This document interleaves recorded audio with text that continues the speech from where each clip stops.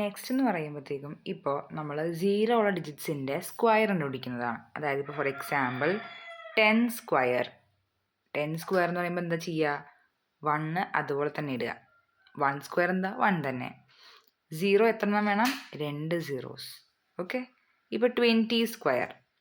അപ്പോൾ 2 സ്ക്വയർ എന്ന് പറഞ്ഞാൽ എന്താണ്? 4. 0 എത്ര എണ്ണം വേണം? 2 സീറോസ്. ഓക്കെ. അതുപോലെ ഇപ്പോൾ 30 സ്ക്വയർ. അപ്പോൾ 3 സ്ക്വയർ എന്ന് പറഞ്ഞാൽ എത്രയാ? 9.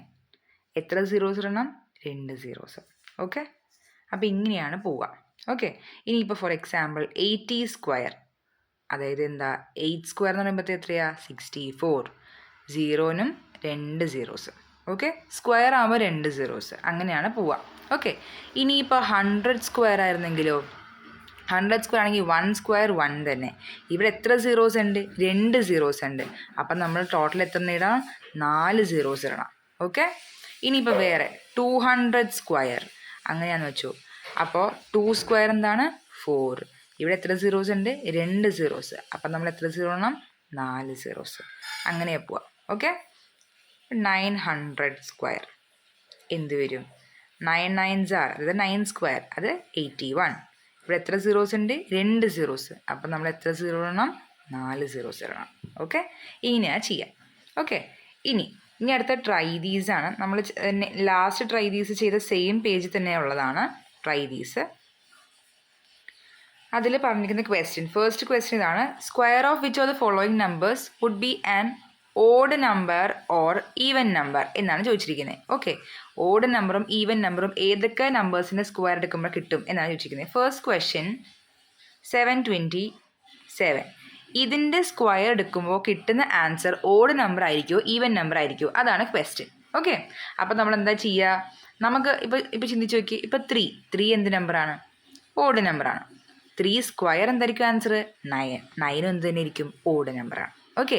ഇപ്പോൾ 2 എന്ത് നമ്പറാണ്? ഈവൻ നമ്പറാണ്. അപ്പോൾ 2 സ്ക്വയർ എടുക്കുമ്പോൾ എനിക്ക് ആൻസർ എന്ത് കിട്ടും? 4 എന്ത് നമ്പറാണ്? ഈവൻ നമ്പറാണ്. അപ്പോൾ ഒരു ഓഡ് നമ്പറിൻ്റെ സ്ക്വയർ എടുത്തു കഴിഞ്ഞാൽ കിട്ടുന്ന ആൻസർ ഓഡ് നമ്പറും ഈവൻ നമ്പറിൻ്റെ സ്ക്വയർ എടുത്തു കഴിഞ്ഞാൽ കിട്ടുന്ന ആൻസർ ഈവൻ നമ്പറും ആയിരിക്കും. അപ്പോൾ ഇതെന്താണ്? ലാസ്റ്റ് ഡിജിറ്റ് മാത്രം നോക്കിയാൽ മതി. 7 എന്താണ്? ഓഡ് നമ്പറാണ്. അപ്പോൾ അതിൻ്റെ ആൻസർ എന്തായിരിക്കും? ഓഡായിരിക്കും. Next question 158. ഇതിൻ്റെ സ്ക്വയറിൽ കിട്ടുന്ന ആൻസർ എന്തായിരിക്കും? ഈവൻ ആയിരിക്കും അല്ലേ? ലാസ്റ്റ് നമ്പർ എന്താണ്? ഈവൻ ആണ്. അടുത്തത് തേർഡ് വൺ 269. 9 എന്ത് നമ്പറാണ്? ഓഡാണ്. അപ്പോൾ അതിൻ്റെ സ്ക്വയർ എടുക്കുമ്പോഴും കിട്ടുന്ന എന്തായിരിക്കും? ഓഡായിരിക്കും. Fourth one is 1980. അതിൻ്റെ സ്ക്വയർ എടുക്കുമ്പോൾ 0 is considered as an even number. Okay. 0 ഓഡല്ല, എന്തായാലും ഈവൻ ആയിട്ടാണ് കൺസിഡർ ചെയ്യുന്നത്. അപ്പോൾ 0 സ്ക്വയർ അതും തന്നെ 0 തന്നെ. അപ്പോൾ അതെന്താ? ഈവൻ. ഓക്കെ. അത്രയുമാണ് ഒരു question. Next second question, what will be the number of zeros in squares of the following numbers? എത്ര സീറോസ് ഉണ്ടെന്ന് നമ്മൾ കണ്ടുപിടിക്കുക ഇതിൻ്റെ സ്ക്വയർ എടുക്കുമ്പോൾ. ഫസ്റ്റ് ക്വസ്റ്റ്യൻ ഇതാണ്. 60. ഇതിൻ്റെ സ്ക്വയർ എടുക്കുമ്പോൾ എനിക്ക് എത്ര സീറോസ് ഉണ്ടാവും? ഇവിടെ ഇപ്പോൾ ഒരെണ്ണം ഉള്ളൂ, ഒരു സീറോസ് ഉള്ളൂ അല്ലേ? അപ്പോൾ എൻ്റെ ആൻസറിൽ എത്ര സീറോസ് ഉണ്ടാവും?